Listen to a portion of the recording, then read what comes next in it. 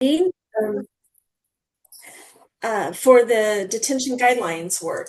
And so that is our kind of number one thing on our agenda today. But first and foremost, I would welcome everyone to the October 22nd Juvenile Justice Subcommittee of the Youth Development Council of Youth Development Oregon, and ask Joy to do a roll call of our committee. Thanks, Molly.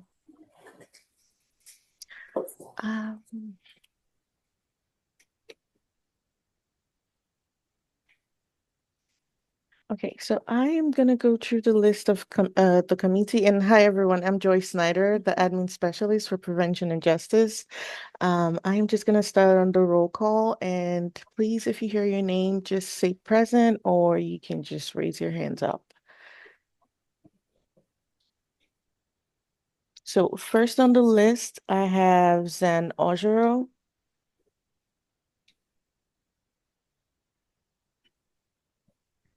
Next, I have Judge Sarah Collins. She is going to be unavailable today because she's at a judicial conference for this meeting. Next up, I have Sam Cole. Sam is here. Okay, thank you, Sam. Next, I have Kim Lay.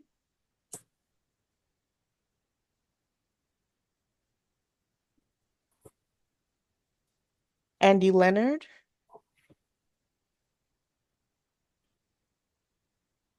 Tabitha Lewis.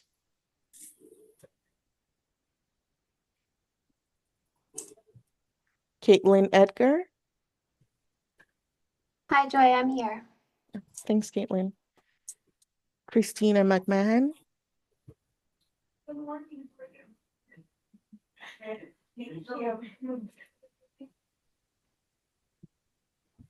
Molly Rogers. I am here, and Christina is traveling today, so she might be able to she might join us or she might not. Okay, I'll take a note of that. Thank you, Molly. Nate Latanzio. Here. Thank you. Jeff Justison. I am here. Thank you. Thank you. And last we have Andrew Copeland. I'm here. Good morning, everyone. Thank you, Andrew. All right, I'll pass it back to you, Molly. Great, and I'm admitting Zan Ojero at this time. So Zan is joining us. Welcome. All right. We have lots of kind of very nitty-gritty things to kind of work through today as we're working through the final work with the detention guidelines. And so I'm going to kind of organize our meeting today in a unique way, in that really asking the committee members that have been working on the detention guidelines. So I know we've had a couple of community partners that have also been helping us. And I don't see Nella joining or Caroline today, but Annette is here and Caitlin.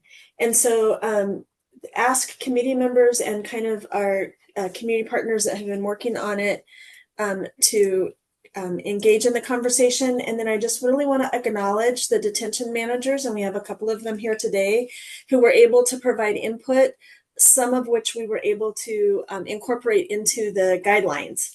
And so as we kind of run through them today, just using the raising your hands, I'll try to keep a real close eye on the gallery because we're going to have the document being shared.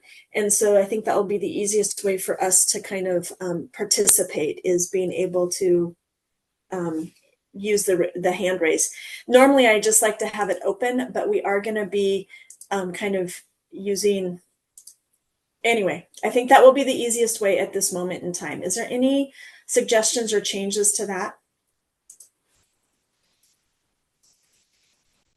Okay. And I want to take just a quick moment to appreciate Joy.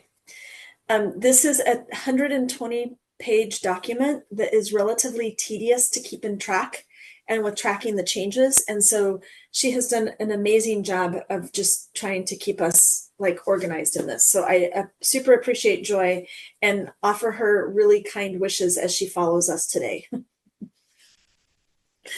Is that fair to say, Joy? Thank you, Molly. Yeah, I appreciate that. It's really sweet. Thank you. And Anya is not with us today. She is taking some time off, which is amazing, and is somewhere warm and enjoying a little bit of time before we jump back into the craziness of fall. So if we screw it up entirely, Anya will fix it for us when we're done. So with that, any comments ahead of time, or I'm going to have Joy just go ahead and share the screen and we're going to jump in. Okay, Joy, share our screen. And I think the Word document is the easier one to fix. Perfect.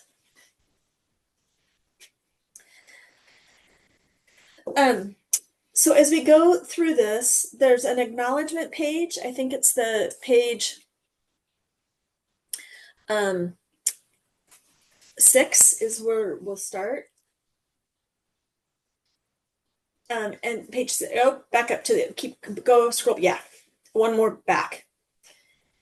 And I just want to call out this particular page. I know that there are formatting issues on this page. We will get those cleaned up before they are sent out to the printers. So the collaboration and the partners have been Basic Rights of Oregon, Disability Rights of Oregon. Those are actually two different organizations. The Native American Advisory Committee. It is, Joy, is that through Oregon Youth Authority? Is that Leslie that's done that with us? Yes, I think that's Leslie. Yes. So, Caitlin, how do you want that articulated on here? Do you want the Native American Advisory Committee put in line with the Oregon Youth Authority, or? That's a good question, Molly. Okay, toss it around and get back to Joy. Okay, sounds good. Thank you. And then the Oregon Juvenile Detention Directors Association, there needs to be another break with Oregon Youth Authority there. And again, just know we're going to go through and do this cleanup. But if there are any other technical things like that, just shoot them to Joy as we're doing our final cleanup. Okay. Did anybody from the committee have any recommendations or things that they wanted to change as they read through the recommendations?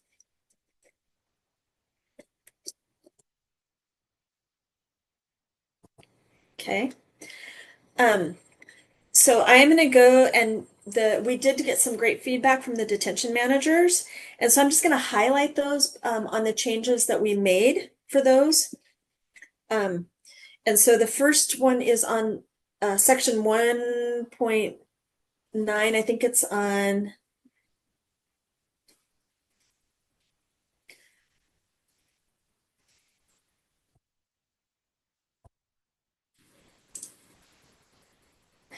back up. Peer inspections.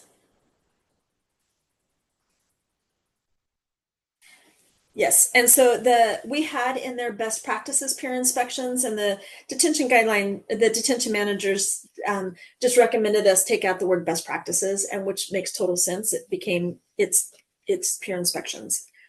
And so we resolved that particular one and made that change. Any other changes there from anybody? Okay. We went to section 3.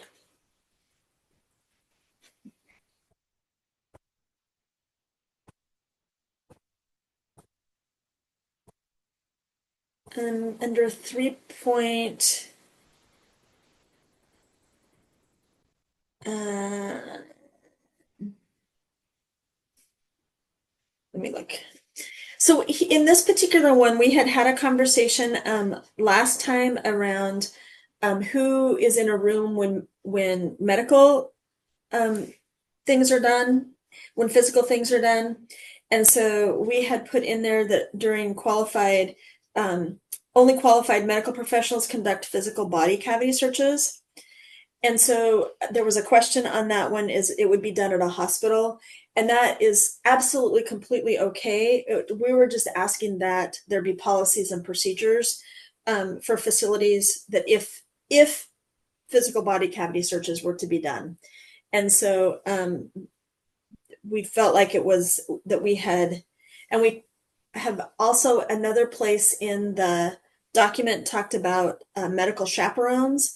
And what we chose to do is reference the medical board policies, because if they update the policies on the medical board, then our guidelines will just reference the medical board updates, so that we aren't trying to chase those back and forth. And so if there is a change in the medical board, that would be reflected in these guidelines. So we can keep going.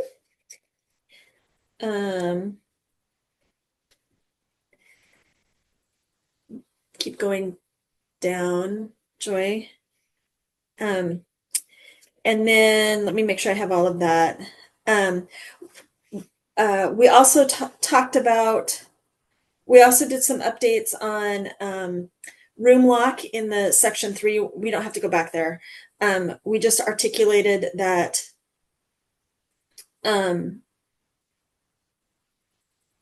one-on-one constant observation, we instead changed it to observation until a youth is stabilized, and taking out the one-to-one constant observation, just making that a little cleaner. Cleaned up a couple of grammar. And then in section 4, we didn't have any changes. And so, and then in section 5, updated the ADA coordinator. There was a question on, do detention facilities have to have that? And that is part of the federal work. And then we also cleaned up a little bit around the Native American youth keep with them in their cells the eagle feather bundle of sage or cedar when cloth used to keep these items. And then we referenced it to the Native American appendix. So we thought that was just to make it cleaner again.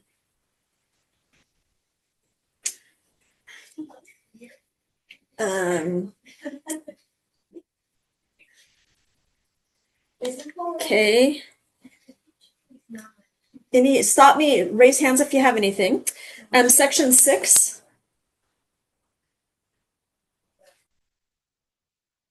There was a comment from some people saying that sometimes facilities don't accept mail from other facilities. And again, we felt like that's fine, that facilities like other incarcerated family members, those facilities may not accept our youth's correspondence, but that we can still allow them to write that. And then there was a good catch that staff distributing mail upon arrival within 24 hours, but that on sending mail 24 hours didn't make any sense. So updated that to next business day.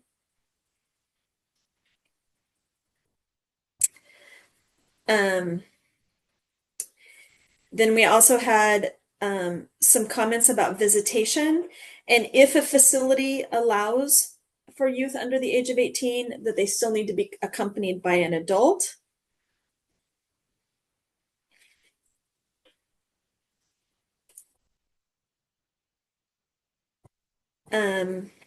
And then there was a comment we had in the guidelines, this comment, youth receive regular health education and training.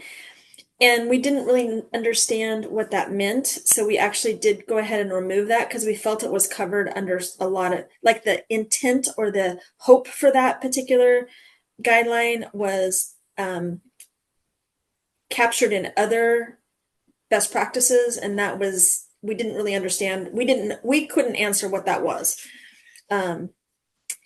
And then we talked about the piece on the behavioral health quite a bit, and really added the comment only qualified behavioral mental health professionals or staff trained in behavioral health protocols are able to do some things. And so we did expand that specifically around suicide and clothing and precautions, some suicide precautions. So we updated that in section 9. Sorry, Joy, I'm really jumping ahead fast on you. And then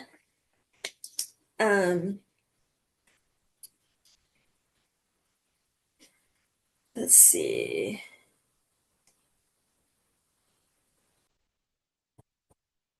We did talk about in section 10 that acknowledge that menus have to be set by a nutritionalist. And so we made the youth have an opportunity to provide input as a second bullet, which is completely separate from the fact that they have to be done by a nutritionalist. And then if a program has a food handlers program, that youth are able to participate in preparation and serving.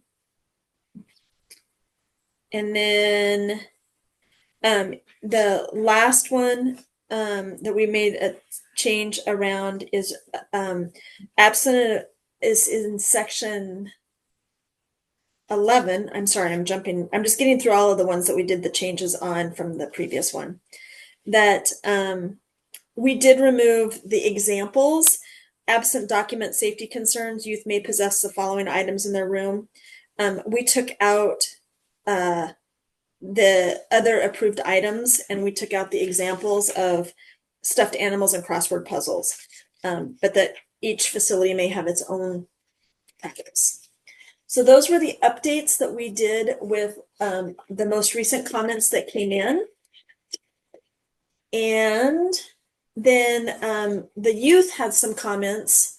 Joy, and do you have access to what the youth offered us as their recommendations? Yeah, I will have to pull that up. Just give me a Okay. little second. You're totally good.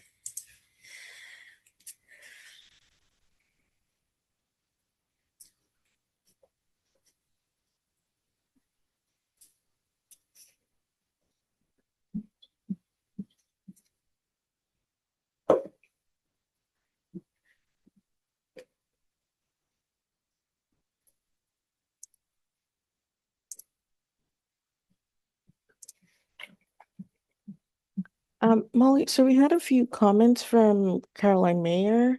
Yeah. It was around section 3, around the isolation.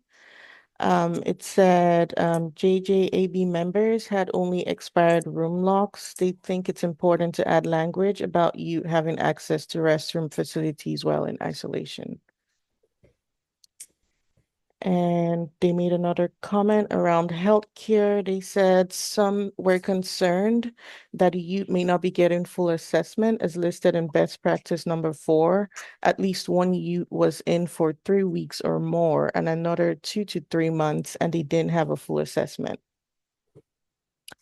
They also made another comment on section 10 about they said detention food was questionable. They recall beans not cooked all the way and tasting bad. One member did not want to eat it. Another member said food in Lane was pretty decent, as their kitchen did catering professionally. Another member said the Marion County facility had water that was warm and tasted moldy. Lane County facility water was warm and tasted like rusted metal. They recall having nice meals for major holidays. One member knew a youth in Marion County Detention who lost breakfast because of something they did. And then the last comment she made from the youth was on section 11. One member saw someone ask for an extra blanket and they were told no. They said there wasn't much accommodation made unless you were injured or pregnant. And that's it from the comments from Caroline. Okay. And we just accepted the comments from the youth. We didn't make any changes on the guidelines. We just accepted the comments from the youth.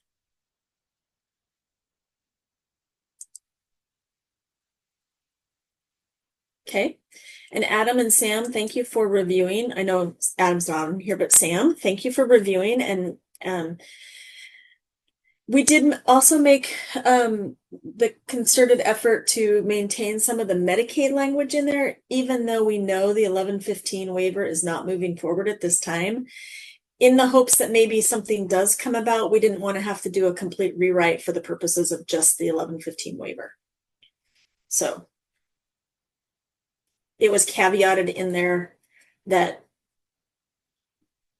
if available.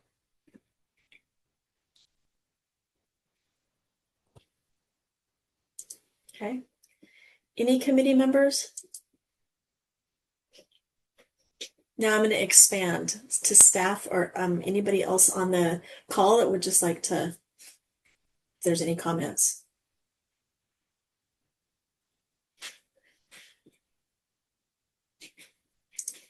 I'm not seeing any hands. Oh, I see a hand.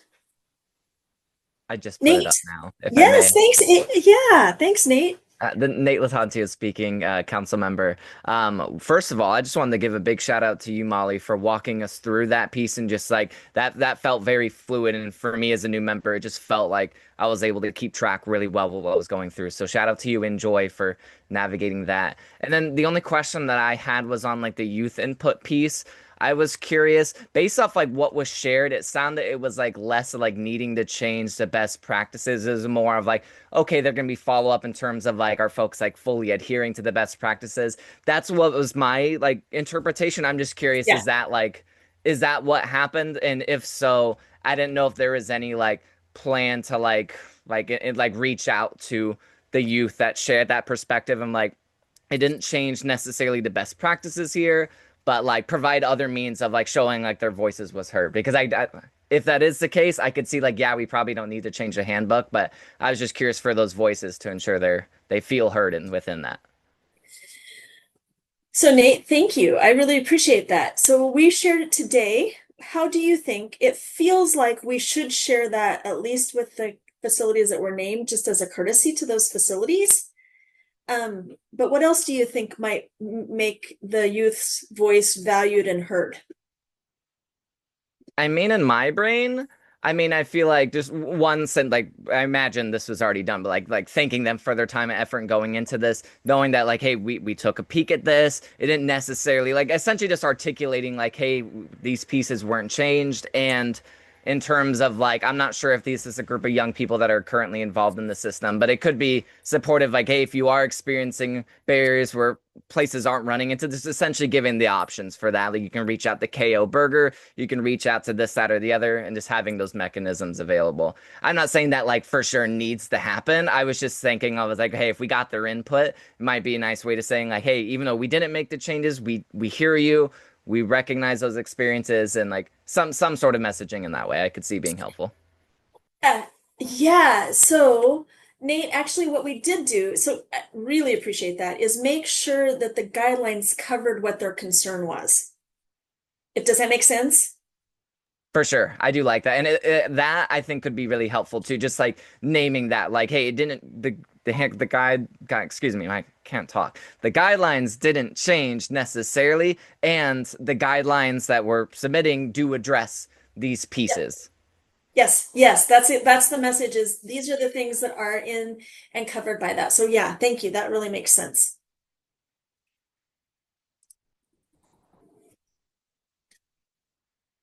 Okay. Others?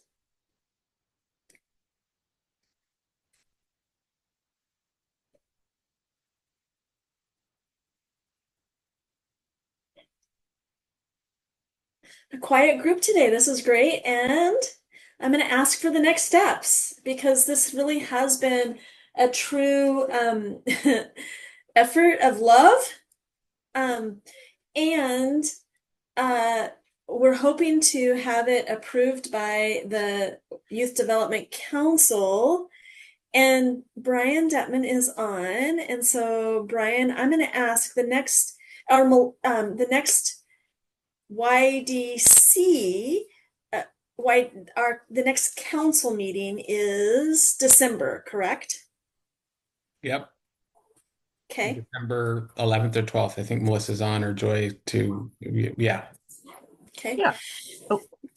Do you see any role for the detention guidelines to be discussed at the retreat at all, or not? I think no.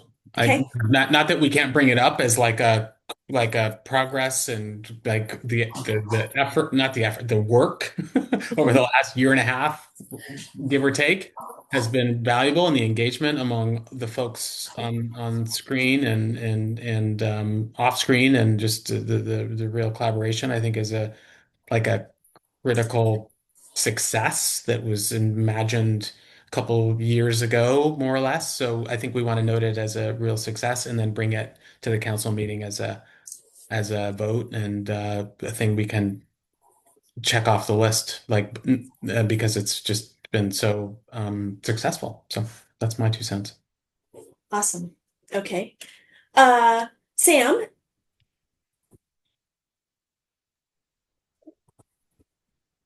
Okay, thank you, Molly. Okay, so Adam commented, and we were talking about, like, in Oregon, the statute says detention kids in detention, they're supposed to have school after 5 days. But in real life practice, we enroll kids immediately that day or whatnot. And then so I was wondering, like, oh darn, I can't share my screen. Because I have the state of Washington, their statutes up. Like, I think they changed their statute a couple of years ago where it used to be 5 days too, but now it seems like it's immediate. So I was wondering if there could be a possibility, like, I don't know, it can't be from YDO, like, a statutory change where youth in detention not be afforded education after 5 days, but to be that day or immediately. That's just my yeah. Yeah, and Sam, you have access now if you wanted to share your screen. Yes, yeah. So, like, here's like their statute for education and detention centers. Yeah, there's no 5-day requirement.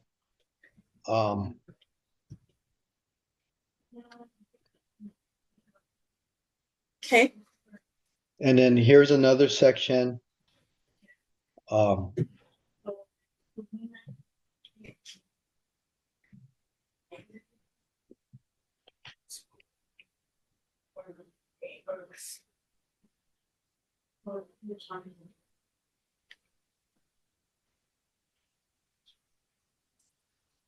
Okay. Yeah, so just something to consider. And I forgot where I lost my toolbar. Like, to stop sharing. Oh, there it is. So, Joy, is it easy at all to go to our section on? I see you, Melanie, and I will get to you but is there a way that we can go to our education section quickly?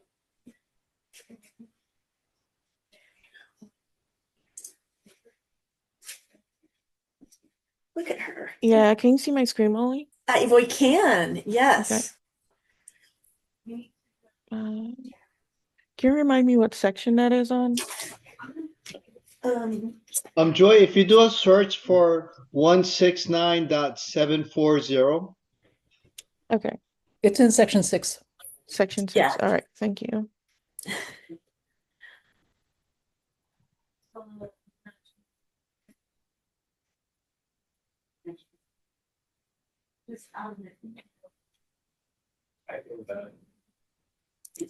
For sure. Yeah.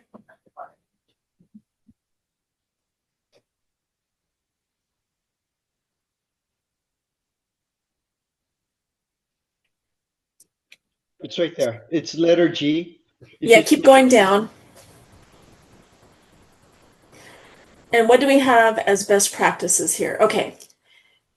So our best practices, so I know it's not statute by any means, and best practices are just recommendations, but it does, at least we have the youth attend the JDEP as earliest as possible, but no later than the next school day after admission. So are you thinking something like that may be an interest, maybe if a group wants to take on the educational advocacy for that, Sam?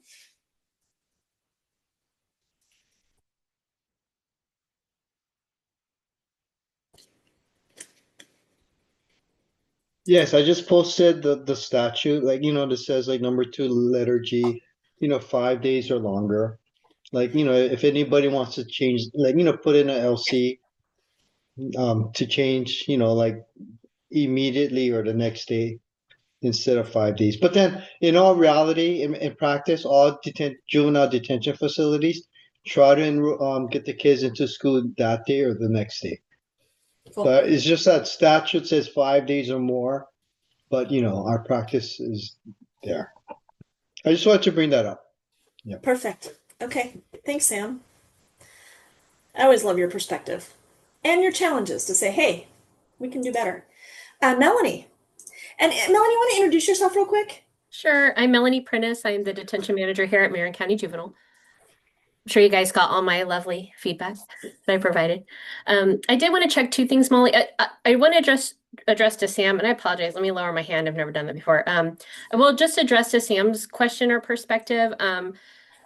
I think most of our detention facilities, if not all of them, have an orientation process that's at least 24 hours. I think it would be pretty irresponsible for us to bring in a new kiddo into school immediately upon arrival. And if anyone's ever worked in a detention facility, I don't think I need to explain the reasons behind all that. But yeah, typically I know our practice here at Marion is they go the next day after court. And so that's typically the practice. I think that's most of our facilities.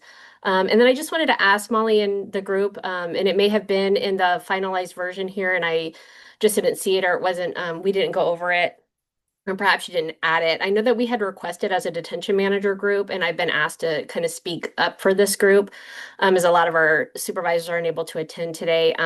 If there was any type of notation or disclaimer about these being recommendations and what best practices are based on, or where you're getting that information to determine the best practices, and just so that if anybody in the public pulls them up, because it's a public document, that they see that these are recommendations and not, unless otherwise outlined in statute, a legal requirement.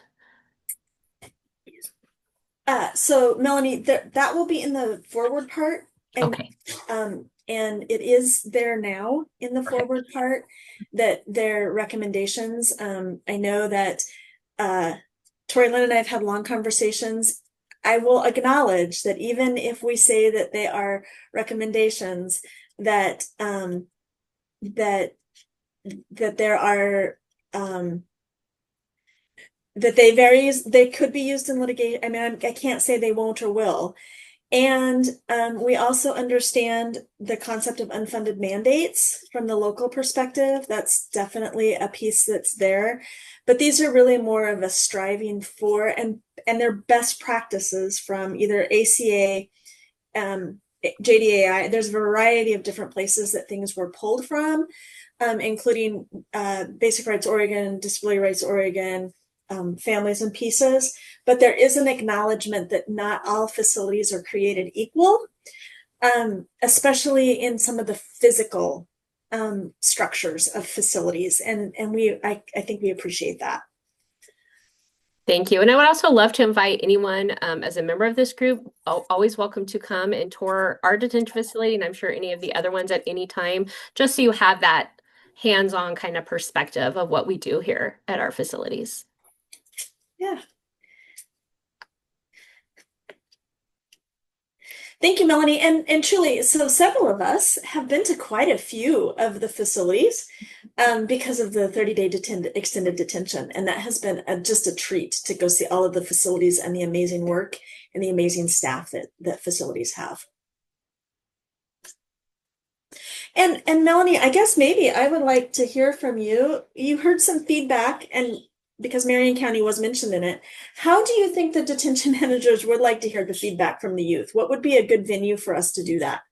I think we have a quarterly detention manager meeting. So, and Amali, I know you've attended that pretty frequently. And I don't know if you're continuing to do that or if someone else is going to step in. We do have our next meeting December 11th and 12th. So if anyone wants to pop in on that and provide the feedback, I smiled. You probably saw me kind of laugh about the food because obviously, we hear that all the time. And sometimes I do look at the food and I'm like, oh, yeah, that looks gross. I don't make the food. Our detention staff don't make the food. We have a culinary program. But yes, so I do hear those things as well. So it wasn't anything surprising. But yeah, I think providing that information for our quarterly detention managers meeting would be great. It's good feedback for us to hear. Even if it's stuff we've heard before, it's good for the kids to have a voice. And I know our culinary staff have started coming back and asking the kids for feedback and things that they like, that they don't like, things that they like to see more of. So I think that's important to get that from them as well, because we do get some kids in here for a really long time. Yeah, great.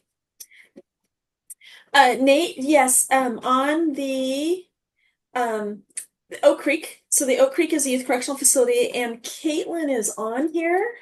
Maybe Caitlin can connect up with can put in the chat for Nate who the contact person would be at Oak Creek. It's a new facilities manager. I can't remember her name.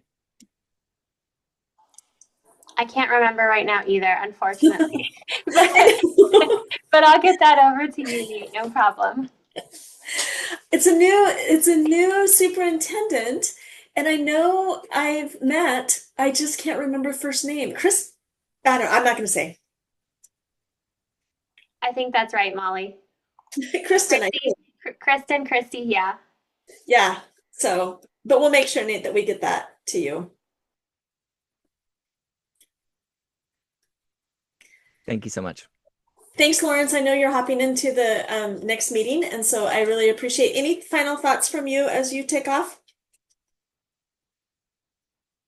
No, I just want to thank Joey and yesterday and the rest of the committee for all the work that was done on this. It was kind of laborious, so to get it done and see the final product look as good as it does, I'm very thankful. Okay, thank you. Jeff, Justison, I'm going to call you out as one of our newest members, and I think this is not your first time working on detention guidelines. Any thoughts or pieces that you would like to see us catch you up on, or thoughts or feedback? Maybe introduce yourself, because a lot of people may know you as a detention, and you're in a different role. Sure, yeah. Thanks, Molly. Jeff Justison. I'm currently a Wasco County Commissioner and a YDC appointee of the council. So thanks to Molly and Christine for encouraging me to do so. And thank you to Zan for allowing me to take your place as having a county commissioner on the YDC is a necessary thing. So in my previous life, I was spent 19 years as the juvenile detention facility manager at Norcor. And so I've been involved in a couple of different iterations of the guidelines. Although in my transition to being a county commissioner and to being on this committee and being on the Youth Development Council, I wasn't highly involved in this process. And I think just a couple of thoughts. One is, I know that all of the detention facilities do their best to follow the guidelines and to assure that youth are being treated well.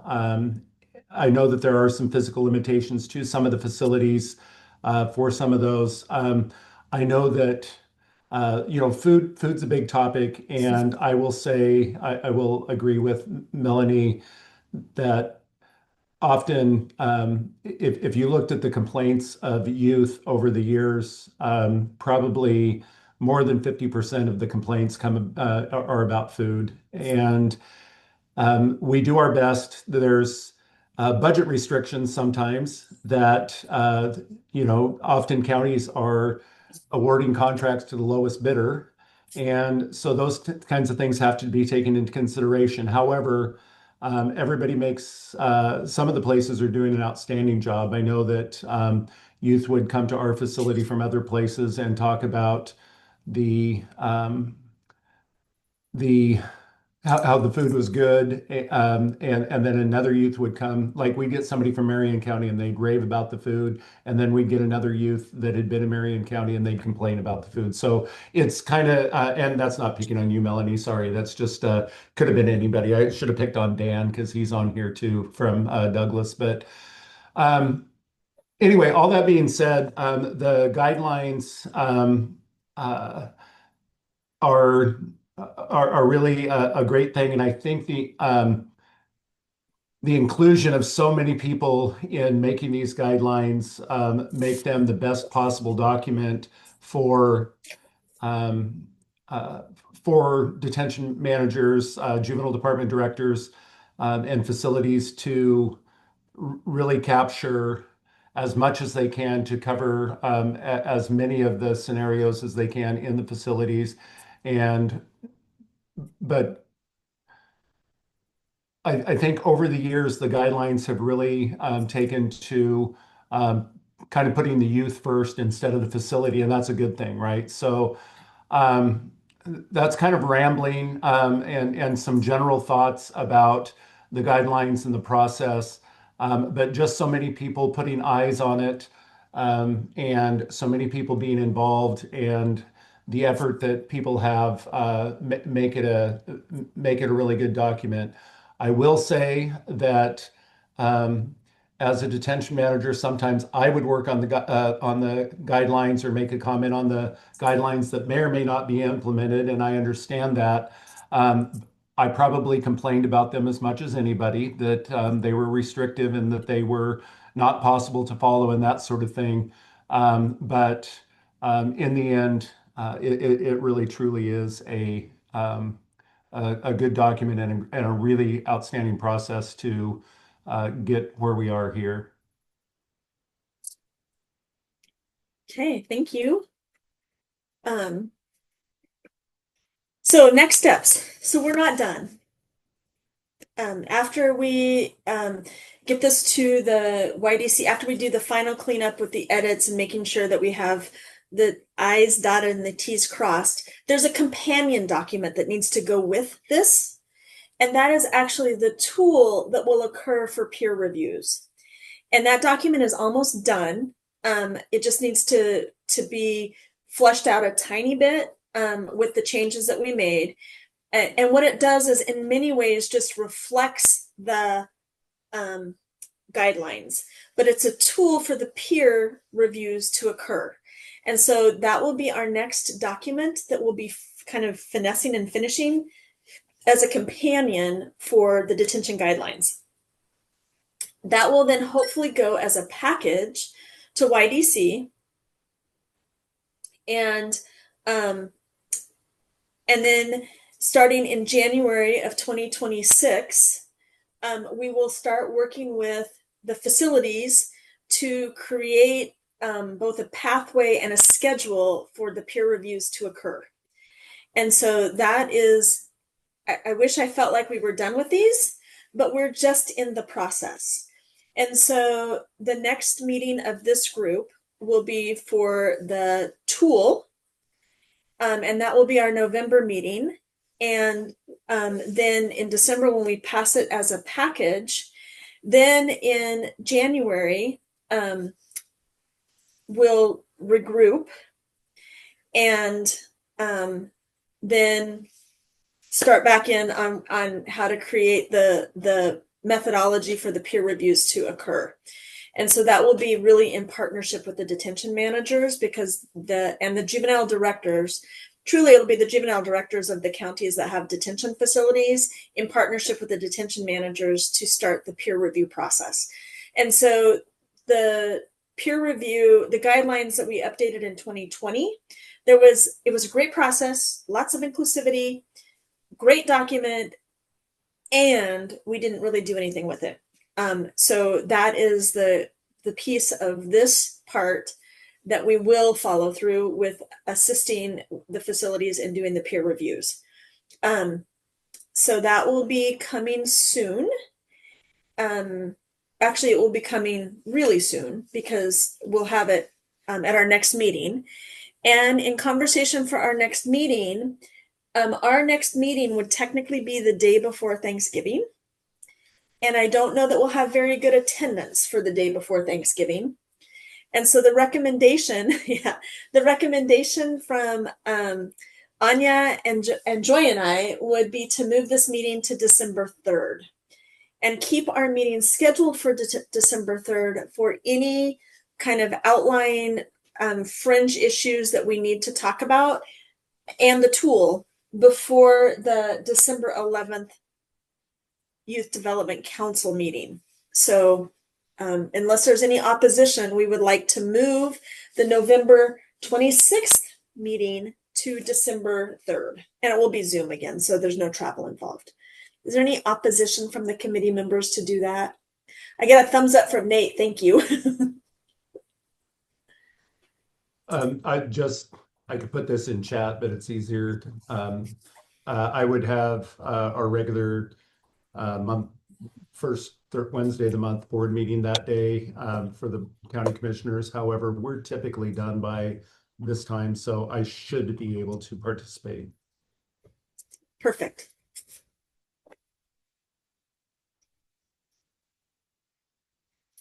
Okay. Wow, guys, I really had anticipated longer conversations and pieces of it, which just tells me that we've put the work in over the last year to get it to a final document, which I am really appreciative of, that this went as quickly and as smooth today. So I am not going to hang on to everybody. Joy, is there any other housekeeping work that we need to do? No, I think that's it. We're moving the meeting to December 3rd, and then Yes. also the December meeting is also the day before Christmas, so we will potentially be moving that as well, but we can discuss that at the next meeting. I think we should can Yeah. cancel the December meeting if everyone is okay with that, to make that decision now, to give us two things: a Christmas present for getting the guidelines done, and just really in the wintertime, things get stacked up, and I just don't know we'll get work done between the YDC meeting and that meeting. So if it's okay, we'll just go ahead and cancel that meeting now. Okay.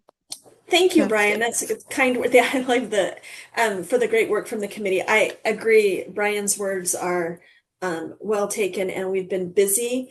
Juvenile Justice Committee, let's talk a little tiny bit. I'll give you a preview for the 2026 year. A couple things that we'll be talking about at the Juvenile Justice Committee level. One is some of the federal work and our title dollars and an audit and some other things that are going to be happening. And then really our 3-year plan. So we get done with detention guidelines, and our 3-year plan says that we're going to start talking about probation reform. And so at our subcommittee, we'll be talking about who we need to bring to the table to learn about probation reform, and how we start having the conversations around moving probation reform forward, specifically with our grants, because that's what our funding is for the probation reform grants. And so we'll get to talk about that in January, February, and March, which I am really excited about to talk about. Not that I don't love the detention guidelines, I've loved those, but also to talk about some new exciting work that's happening with our partners at the Oregon Judicial Department and us as the Youth Development Oregon, and all of kind of the bigger picture grants that have been moving on that we've all kind of been working on. So that is a preview for the early next year, is our work around probation reform, which is my final plug, because Nella and North Carolina are here today, is November 7th is the Juvenile Justice Summit through the Oregon Judicial Department. And it is an one-day training. I'm trying to pull it up really quick.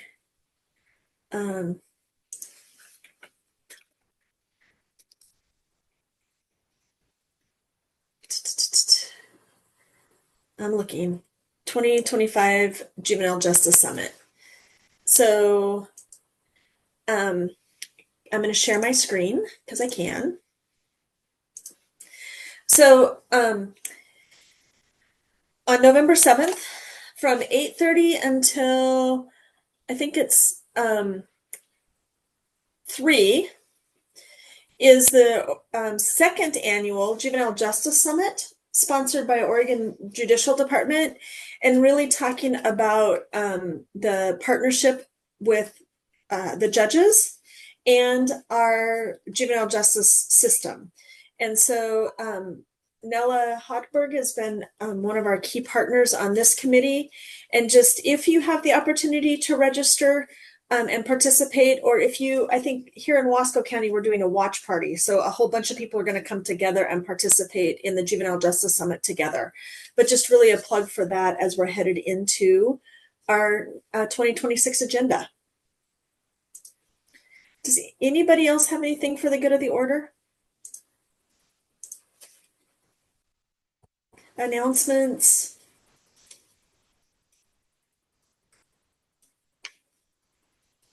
And okay, Annette, anything with system of care that you want to highlight for us?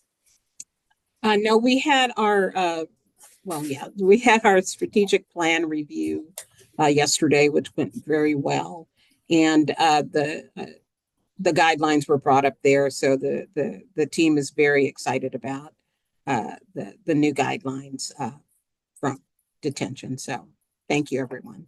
Yeah. Okay, Caitlin, anything? Nothing from me, Molly. Thank you.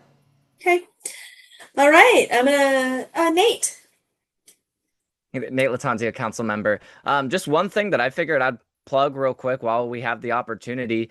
My main role is I'm a youth advisory council coordinator in Benton and Lincoln counties. And what our youth council and the young people have decided they want to focus on is like building fluency with young people on their rights in different systems. So like your rights in schools, your rights in child welfare, so on and so forth.